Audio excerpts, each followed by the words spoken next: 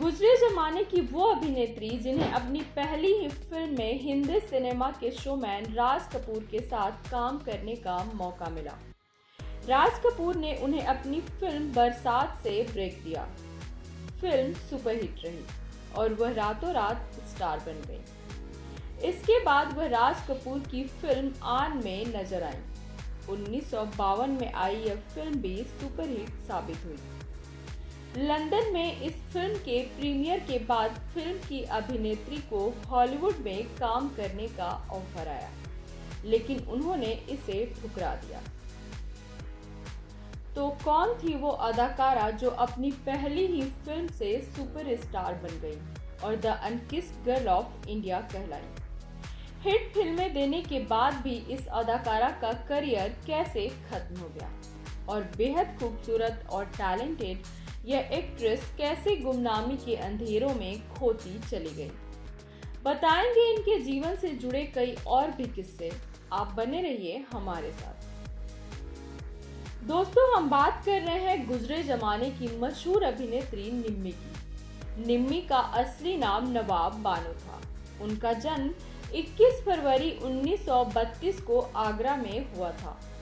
पिता अब्दुल हकीम आर्मी में कॉन्ट्रैक्टर थे और माँ वहीदन अपने दौर की बड़ी सिंगर और एक्ट्रेस थी। निम्मी जब 11 साल की थी तो उनकी माँ का निधन हो गया और वह अपनी नानी के साथ रहने लगी। निम्मी अपनी नानी के साथ खेतों में काम किया करती थी। वो पढ़ने के लिए कभी स्कूल नहीं जा पाई। उन्होंने घर पर रहकर ही उर्दू सीखी। इसी दौरान पार्टीशन के बाद दंगे हुए और निम्मी अपनी नानी के साथ मुंबई शिफ्ट हो गई। निम्मी हिंदी सिनेमा के दिग्गज फिल्म मेकर महबूब खान से परिचित थी। दरअसल फिल्म इंडस्ट्री में काम करने के दौरान निम्मी की मां की महबूब खान से अच्छी जान पहचान हो गई थी। दोनों ने साथ में काम भी किया था। ऐसे में जब निम्मी मुंबई पहुंची तो महबूब खान उनसे मिलने आए। महबूब खान ने निम्मी को फिल्म अंदाज की शूटिंग दिखाने के लिए सेंट्रल स्टूडियो आने के लिए कहा। निम्मी स्टूडियो पहुंची तो राज कपूर फिल्म अंदाज की शूटिंग कर रहे थे। राज कपूर की निम्मी पर नजर पड़ी। दोनों की मुलाकात महबूब खान ने कराई।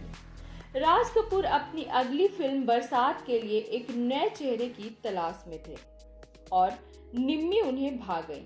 उन्होंने तुरंत निम्मी को बरसात में रोल ऑफर कर दिया। निम्मी का तब फिल्मों में आने का कोई इरादा नहीं था, लेकिन वो राज कपूर के ऑफर को ठुकरा न सकी और उन्होंने हाँ कर दिया। अगले दिन उन्होंने फिल्म के लिए स्क्रीन टेस्ट दिया। फिल्म बरसात में निम्मी को सेकेंड लीड एक्ट्रेस के तौर पर प्रेमनाथ के अपोजिट कास्ट किया गया था। शुरुआत में प्रेमनाथ इससे बिल्कुल खुश नहीं थे। एक न्यू कमर को उनकी हीरोइन बनाया गया था, लेकिन राज कपूर ने उन्हें समझाया, जिसके बाद वह मान गए। इसके बाद निम्मी ने तकरीबन 40 फिल्मों में काम किया। राज कपूर ने उनका स्क्रीन नाम निम्मी रखा था। इस फिल्म की शूटिंग के दौरान ही निम्मी को कई और फिल्मों के ऑफर मिलने लगे, लेकिन उन्होंने ये सभी फिल्में ठुकरा दिए। दरअसल वह बरसात के प्रीमियर का इंतजार करना चाहती थी। उसके बाद ही आगे के करियर को लेकर वह कोई फैसला करना चाहती थी। बरसात 1949 में रिलीज हुई और एडल्ट सर्टिफिकेट के बावजूद भी यह ब्लॉकबस्टर साबित हुई। बरसात की सफलता के बाद निम्मी जलते दीप, बावरा, राजमुकुट और वफा जैसी कई फिल्मों में बतौर लीड हीरोइन नजर आई। 1963 में आई आन कई मायनों में निम्मी के करियर के लिए खास रही। यह पहली भारतीय फिल्म थी जो वर्ल्ड वाइड रिलीज हुई। इस फिल्म का प्रीमियर लंदन के रियाल्टो थिएटर में हुआ था, जहां कुछ विदेशी फिल्म मेकर्स और कलाकार भी आए थे। इनमें से एक एक्टर एरल लेजली थॉमस क्लीन भी थे। कहा जाता है कि एरल निम्मी से मिले तो उनका हाथ चूमने की कोशिश की, लेकिन निम्मी तुरंत पीछे हट गई। निम्मी ने उन्हें कहा, देखिए, मैं एक हिंदुस्तानी लड़की हूँ और आप मेरे साथ ये सब नहीं कर सकते। इसके बाद अगले ही दिन अखबारों ने निम्मी के लिए लिखा था the unkissed girl of India. Reports के मुताबिक आन के प्रीमियर पर निम्मी को हॉलीवुड फिल्म भी ऑफर हुई थी, लेकिन उन्होंने इसे ठुकरा दिया। दरअसल हॉलीवुड फिल्मों में लव मेकिंग सीन्स करने में निम्मी असहज थी। निम्मी 60 के दशक में अपने करियर में काफी अच्छा काम कर रही थी। वो उस दौर की हाईएस्ट पेड एक्ट्रेसेस में से एक थी। फिल्मों में उनकी जोड़ी राज कपूर, देव आनंद, दिलीप कुमार के साथ जमी, लेकिन एक गलती उनके करियर पर भारी पड़ गई। दरअसल ये किस्सा 1963 की फिल्म मेरे महबूब से जुड़ा हुआ है।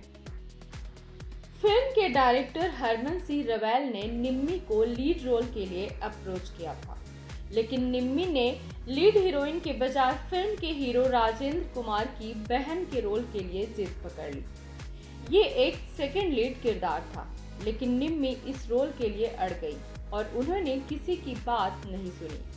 आखिरकार उन्हें यह रोल देने के बाद डायरेक्टर हरमन सिंह ने लीड रोल में एक्ट्रेस साधना को कास्ट किया। फिल्म सुपरहिट रही और साधना का करियर चमक गया। वहीं निम्मी को इस फिल्म के बाद सेकेंड लीड रोल मिलने लगे और बतौर लीड एक्ट्रेस उन्हें फिल्में मिलनी बंद हो गई, जिसके बाद धीरे धीरे उनके करियर का ग्राफ खत्म होता चला गया। कई फिल्मों में साथ काम करते हुए निम्मी दिलीप कुमार को पसंद करने लगी थी। एक इंटरव्यू में उन्होंने यह बात कबूल भी की थी। दिलीप कुमार एक चुंबक की तरह थे, जिनकी तरफ हर कोई खींचा चला आता था। मैं भी उनमें से एक थी, लेकिन मधुबाला और दूसरी खूबसूरत महिलाएं उनसे मोहब्बत करती थी। मैं उनकी बराबरी कैसे कर सकती थी? मेरा दिल बुरी तरह से टूटा था। मैंने कुछ ऐसी चाहत रखी जो कभी मुझे नहीं मिल सकती थी। यही सोचकर मैंने उनसे दूरी बना ली। निम्मी ने एक इंटरव्यू के दौरान बताया था कि फिल्म अमर के दौरान उनकी मधुबाला से भी गहरी दोस्ती हो गई थी। दोनों के बीच अच्छी दोस्ती होने के कारण वह अक्सर अपने मन की बातें एक दूसरे से साझा करती थी।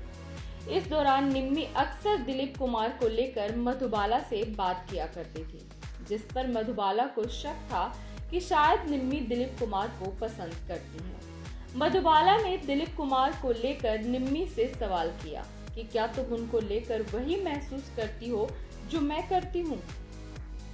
अगर ऐसा है तो मैं तुम्हारे लिए उन्हें छोड़ दूंगी। जिस पर निम्मी बेहद हैरान रह गई थी और उन्होंने हंसते हुए मधुबाला को जवाब दिया कि मुझे दान में पति नहीं चाहिए। निम्मी ने 1965 में हिंदी फिल्मों के राइटर एस अली रजा से शादी की। मीडिया रिपोर्ट्स के मुताबिक रजा के पिता इस शादी के खिलाफ थे, इसलिए शादी के बाद भी दोनों ने कई सालों तक अपने रिश्तों को छुपाए रखा। निम्मी ने शादी तो की, लेकिन उनके अपने बच्चे नहीं हुए। ऐसे में उन्होंने अपनी बहन के बेटे परवेज को गोद ले लिया। निम्मी अपने पति रजा के साथ मुंबई के वर्ली इलाके में स्थित एक बंगले में रहती थी। रजा ने निम्मी के साथ 2 फिल्मों की प्लानिंग की थी। दोनों ही फिल्मों में उन्होंने निम्मी को बतौर हीरोइन कास्ट किया था। इनमें से एक घूंघट के पटखोल थी, जो मुहूर्त शॉट के बाद आगे नहीं बढ़ सकी। वही दूसरी फिल्म एक अकेली थी, जिसके कुछ रील्स शूट हुई थी, लेकिन फिर फिल्म बंद हो गई। इस तरह निम्मी को लेकर कोई फिल्म बनाने की रजा की तमन्ना अधूरी रह गई। इसके बाद रजा ने किसी और फिल्म में निम्मी को लेकर काम नहीं किया और निम्मी का करियर खत्म हो गया। दरअसल उनके पति रजा चाहते थे कि निम्मी घर संभाले। निम्मी पति के सामने कुछ न कह सकी और करियर छोड़कर घर की जिम्मेदारियों में व्यस्त हो गई। एक इंटरव्यू में उन्होंने अपना फिल्मी करियर छोड़ने पर कहा था कि मैं बेवकूफ़ थी जो अपना सारा काम छोड़ दिया। मैंने ऐसा इसलिए किया था क्योंकि मुझे शादी का भूत सवार था, इसलिए मैंने काफ़ी फिल्में ठुकरा दी थी और यहाँ तक कि हीरो की बहन के रोल भी करने लग गई थी। 2007 में रजा ने ऑपरेशन में अपनी आंखों की रोशनी खो दी, जिसके बाद उनकी मौत हो गई। इसके बाद निम्मी ने अपना बंगला छोड़ दिया और जुहू में दूसरी जगह शिफ्ट हो गई। उनका बेटा परवेज मैनचेस्टर में सेटल हो चुका था, इसलिए निम्मी अकेले मुंबई में रहती थी। साल 2020 में 25 मार्च को निम्मी ने दुनिया को अलविदा कह दिया। दोस्तों कमेंट बॉक्स में हमें जरूर बताएं निम्मी की कौन सी फिल्म आपको पसंद है। निम्मी से जुड़ी आपके पास भी कोई जानकारी हो तो हमें जरूर शेयर करें। अगली वीडियो में हम फिर मिलेंगे सिनेमा से जुड़ी कुछ नई जानकारी के साथ। तब तक के लिए नमस्कार।